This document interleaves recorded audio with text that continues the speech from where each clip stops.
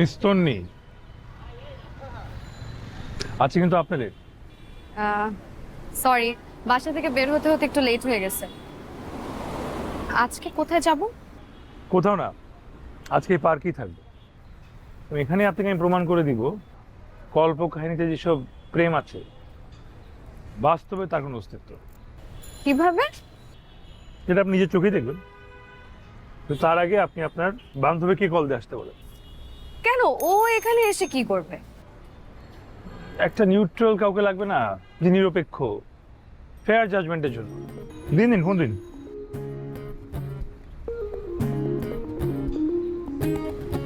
Fair judgement.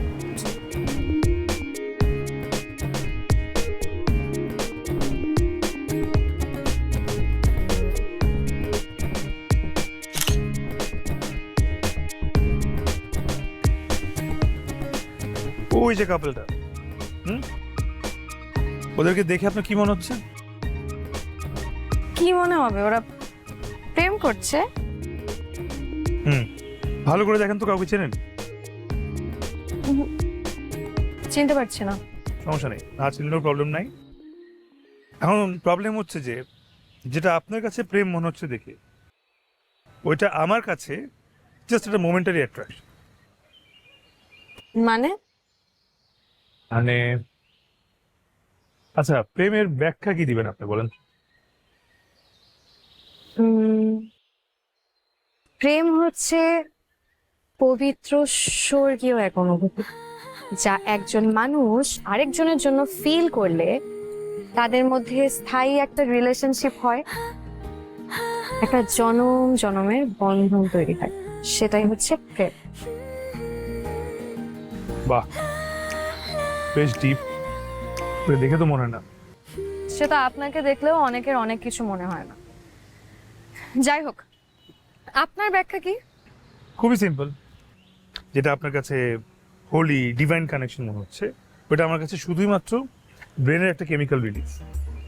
Brain যখন এই chemical reaction দেয় তখন আমরা প্রেমে পড়ি, এবং এই অ্যাট্রাকশন 1 ঘন্টা, কারোর জন্য 1 দিন, কারোর জন্য ম্যাক্সিমাম 1 মাস।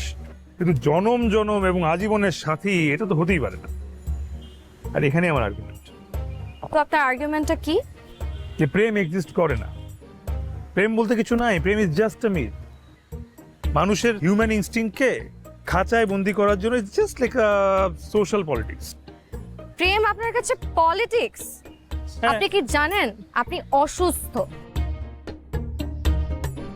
মেনে নিতে পারছেন না, তাই না? আচ্ছা, আপনার বান্ধবী কোথায়? আসছে? চলে এসেছে অলমোস্ট। ওকে কিন্তু লাইভ লোকেশন দিতে ভুলবেন না, তাহলে এখনো বাকি আছে।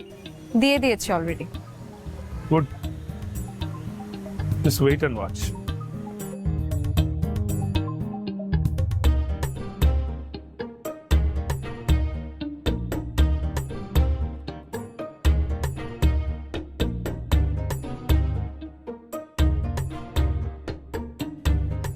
জাদু। মীরা, সামির, তুমি এখানে? উনি হচ্ছে মীরা, আমার একজন মডেল। আর মীরা পরিচয় করে দিবে না? ও, উনি হচ্ছে জয়। জয়, ইনি হচ্ছে সামির আহমেদ, বিখ্যাত ফটোগ্রাফার। ও হাই। শুধু ফটোগ্রাফার? আরো তো একটা পরিচয় আছে। আমি তোমার কি, বলো বলো। মীরা, উনি তোমার কে হয়? প্লিজ। হাই তন্নি, গোপিয়া, ভাইয়া। জয়, তুমি এখানে কি করছো? প্রিয়া, তুই এদেরকে চিনিস? কেন চিনবো না, ও তোমার বয়ফ্রেন্ড। মানে কি, ও তোমার গার্লফ্রেন্ড? আর সামির কি? সামির তোমার বয়ফ্রেন্ড? জয়, ঘটনাটা কি বলো তো, কে কার গার্লফ্রেন্ড কে কার বয়ফ্রেন্ড, আমি তো কিছুই বুঝতে পারছি না। আমি চিট না, চিট তুমি। তার মানে জয় তুমি আমাকে চিট করছো আর আমার আড়ালে এসব কিছু করে বেড়াও। আরে বাবা বুঝতে চেষ্টা করো। কি বুঝবো আমি? এই মেয়ে তুমি কে? তুমি কে? তুমি কে? আমি ওর গার্লফ্রেন্ড। আমি ওর গার্লফ্রেন্ড ও আমার বয়ফ্রেন্ড। আরে আমি কি করছি? আরে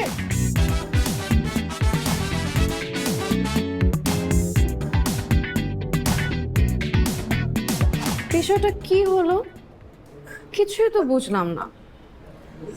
তিনটা প্রেমিক প্রেমিকা একজন আরেকজনকে চিট করছে আর আপনি হাসছেন। হাসবো না, হাসি বলে আমি হাসবো না তো কি করবো? অবশ্য ইউর রাইট,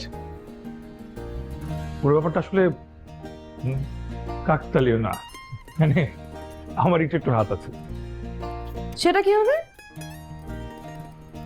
মীরার আমার একসময় সম্পর্ক ছিল, তারপর উই টুক আ ব্রেক।